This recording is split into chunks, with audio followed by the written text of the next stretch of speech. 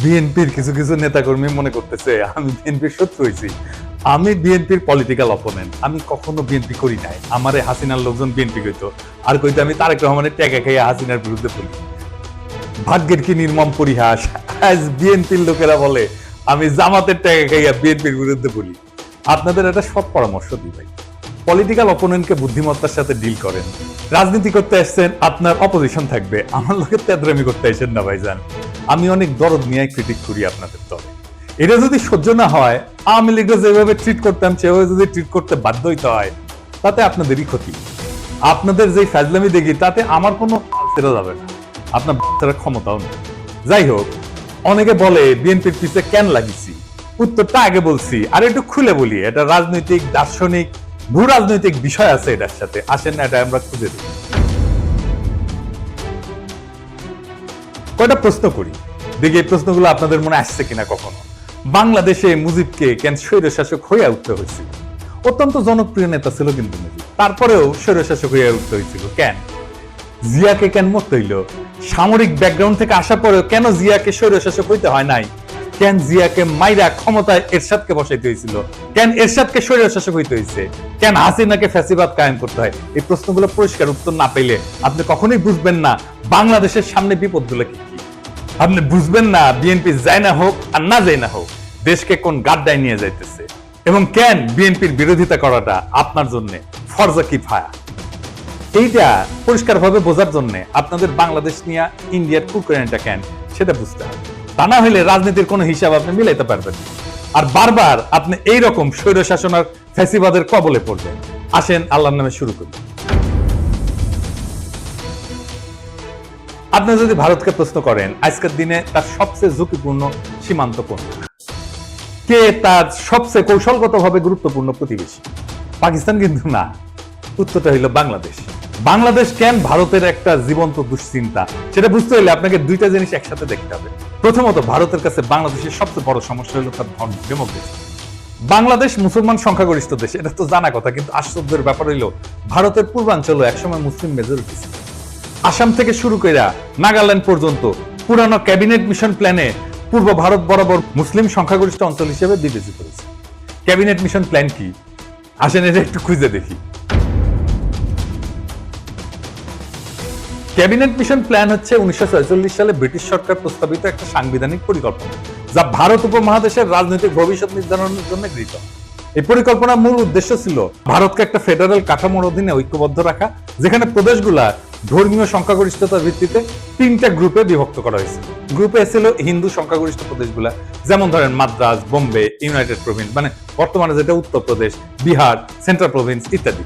2 নম্বর group হচ্ছে মুসলিম সংখ্যাগরিষ্ঠ পশ্চিমাঞ্চলীয় প্রদেশসমূহ, যেটা নিয়ে আসলে পশ্চিম পাকিস্তান হয়েছে, যেমন পাঞ্জাব, চীন, বেলুচিস্তান, উত্তর পশ্চিম সীমান্ত প্রদেশ ইত্যাদি।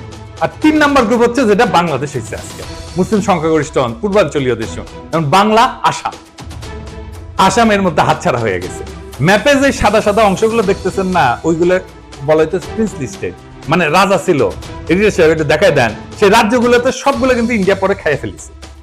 আজকের দিনেও পশ্চিমবঙ্গের সরকার হিসেবে 27% মুসলমান জনগোষ্ঠী, আসামে সেটা 34%-এরও বেশি। বিজেপির রাজনীতিতে যে এনআরসি দেখেন না, তারপরে সিএ দেখেন, এগুলো মূলত বাংলাদেশের মুসলিমদের নিয়ে। মুখে বলা হয় পাকিস্তানি বা আফগানদের কথা, কিন্তু ভিতরে ভিতরে ভয়টা হইলো বাংলাদেশের 17 কোটি মুসলমানদের কয়েক শতাংশ যদি চলাচল শুরু করে বর্ডার ক্রস করে, তাহলে গোটা অঞ্চলটার ডেমোগ্রাফি বদলায় যাবে। এই ভয় থেকে সিএ, এনআরসি আসামে শুরু হয়, পরে ছড়ায় পরে গোটা ভারতে। সে মনে করে বাংলাদেশের মুসলমানরা ভারতে ঢুকে এই অঞ্চলগুলোকে যদি মুসলমান প্রধান বানায় ফেলে, তাহলে তো সেই রাজ্যগুলোকে রাখতে পারবে না তারা। তো এই ডট থেকে ভারত কি করে, সে 4000 কিলোমিটার এক কাঁটাতারের বেড়া বানায়। এটা পৃথিবীর সবচেয়ে দীর্ঘ সীমান্ত বেষ্টনী, এবং এইটার এসে দুনিয়ার সবচেয়ে সহিংস বর্ডার বানাইছে। প্রত্যেক মাসে 2-3 জন বাংলাদেশি নিহত হয়। ভারতীয়রা গরু খায় না, বাংলাদেশিরা গরু ভালোবাসে, এই গরু বাণিজ্যেই ঝরে প্রাণ। ঘটনা হচ্ছে এই গুলিতে ইন্ডিয়ার কোন নাগরিক আজ পর্যন্ত সীমান্তে মারা যায়। ভারতের অধিকার আছে বেড়া দেওয়া, ওর মুরগি উই লেজে কাটুক, কিন্তু আমরা বলার কে, রাষ্ট্র চাইলে সীমান্ত বন্ধ রাখতে পারে। কিন্তু বাস্তবতা হলো বাংলাদেশিরা তো ভারতে যাইতে চায় না, যাইতে চায় মধ্যপ্রাচ্যে, সিঙ্গাপুরে বা অন্য কোথাও। তবে তারা চলমান মানুষ, উদ্যমী পরিশ্রমী মানুষ, তারা চলে যায় সবখানে, এমনকি করাচিতে। এইখানে আসে দ্বিতীয় সমস্যা, সেটা হইতেছে এই শিলিগুড়ি করিডোর বা চিকেন নেক। আমরা এটা আগে আলাপ করছি অনেকবার, আসেন আরেকবার একটু আলাপ করে দেখি। ভারতের 7 সিস্টার্স মানে নর্থ ইস্ট বাংলাদেশের ওই পাশে অবস্থিত। আর এই অঞ্চলের সাথে বাকি ভারতের যোগাযোগ হয় মাত্র 15 কিলোমিটার প্রশস্ত শিলিগুড়ি করিডোর, যেটাকে চিকেন নেক বলা হয়। এর চারপাশে চীন, ভুটান আর নেপাল। এই করিডোর যদি কেউ একদিন কেটে দেয় তাইলে উত্তর পূর্ব ভারত বিচ্ছিন্ন হয়ে যাবে, ভয়টা এখানে। আর তার উপরে নর্থ ইস্ট নিজেই একটা বিশাল সমস্যা। ত্রিপুরা, মিজোরাম, নাগাল্যান্ড সবখানে গোষ্ঠীগত সংঘাত, ধর্মীয় ভিন্নতা, ভাষা সংস্কৃতির বৈপরীত্য। অনেক জায়গায় বিদ্রোহ হইতেছে, আবার অনেক জায়গায় বিদ্রোহীরা মায়ানমারের বিদ্রোহী গোষ্ঠীর সাথে যুক্ত। তাহলে ভারত ওইখানে যুদ্ধ বাঁধলে ট্যাঙ্ক পাঠাবে কিভাবে, সেনা পাঠাবে কিভাবে, ভারী অস্ত্রশস্ত্র পাঠাবে কিভাবে? বাংলাদেশ ছাড়া কোনো উপায় নাই। তাদের প্রয়োজন ট্রানজিট এবং করিডোর। চট্টগ্রাম বন্দরের মাধ্যমে ত্রিপুরায় প্রবেশ বা রেলপথে পূর্বাঞ্চলে যাওয়ার সুবিধা, এটাই ভারত দীর্ঘদিন ধরে চাইছে। কিন্তু ভাবেন একবার, আপনি একজন বাংলাদেশী, আপনাকে কাঁটাতারে ঘিরে রাখা হইলো, তারপরে বলা হইলো ভারতীয় ট্রাক যাবে আপনার দেশের একদিক থেকে আরেক দিকে, ভারী সরঞ্জাম যাবে। তিতাস নদীতে মাটি ফেলাম, নদীতে বাদ দিয়া রাস্তা বানায় ভারী সামরিক সরঞ্জাম পাঠাইছিল একবার, মনে আছে না? দেখেছেন কেমনে মাটি ফেলায় তিতাস মেরে ফেলাইছিল? এই রাস্তা বানানোই হয়েছিল ইন্ডিয়ার পণ্যবাহী ভারী ট্রাক নেওয়ার। তো এই যে সিস্টেম, এটাকে রাজনৈতিক ভাবে বিক্রি করা অসম্ভব, মানে বাংলাদেশের মানুষ তো মানবে না। তাই দরকার একটা গণবিরোধী ভারত বান্ধব সরকার, যারা এই চুক্তিগুলো চুপচাপ করে ফেলবে এবং জনগণ কিছু জানাবে না। এই হইলে পুরা কাহিনী। ভারত কেন বারবার বলে বাংলাদেশ আমাদের সবচেয়ে গুরুত্বপূর্ণ মিত্র? কারণ কৌশলগত দিক দিয়া বাংলাদেশ ছাড়া ভারতের নর্থ ইস্ট অত, কিন্তু ধর্মীয় দৃষ্টিভঙ্গিতে ভারত মুসলমান পছন্দ করে না, তাই কাঁটাতারে বেড়া দিছে। আবার কাঁটাতার দিয়ে ঘিরে দিলে তার 7 সিস্টার্স অরক্ষিত হয়ে পড়ে। এক শাখের করাত যাইতেও কাটে, আসতেও কাটে। তাই বাংলাদেশে ভারতের সবসময় এমন শাসক দরকার যে ভারতের অনুগত এবং তাদের মতে বন্ধু ভাবাপন্ন। ভারতের প্রতি বন্ধু ভাবাপন্ন হইলে বাংলাদেশের জনগণ হয়ে উঠবে সরকার বিরোধী, তাই তাকে হইতে হবে স্বৈরাচার। বাংলাদেশের 3টা ভারত বান্ধব সরকার, মুজিব, এরশাদ আর হাসিনা, 3টাই স্বৈর শাসক। জিয়া আর খালেদা জিয়া এই 2জন প্রবল ভারত বিরোধী ছিল জন্য তাদের স্বৈর শাসক হইতে হয় না। একজনকে মরতে হয়েছে, আর একজনকে বিষ প্রয়োগে হত্যার চেষ্টা করা হয়েছে। আমি প্রমাণ সহ এপিসোড করেছিলাম, খালেদা জিয়াকে বিষ প্রয়োগ করা হইতেছে, দেখে নিয়েন যদি দেখে না থাকে। তাইলে এই যে মির্জা ফখরুল যে পরে ভারত বন্ধু দেশ, এটা শুনেন কি বলে। ভারত আমাদের প্রতিবেশী, সবচেয়ে বড় প্রতিবেশী, আমাদের বন্ধু। আমাদের যুদ্ধের সময় 1971 যুদ্ধের সময় আমাদের সহযোগিতা করেছিল। আমরা ভারতের কাছে সবসময় প্রত্যাশা করি যে ভারত বাংলাদেশের মানুষের পাশে দাঁড়াবে। শুনেছেন তো? আর এই যে আমরা যে অভিযোগ করি যে বিএনপির সাথে ইন্ডিয়া সিস্টেম করেছে, এই সিস্টেম যদি করে থাকে তাইলে তো বিএনপি স্বৈরাচার হয়ে উঠবে।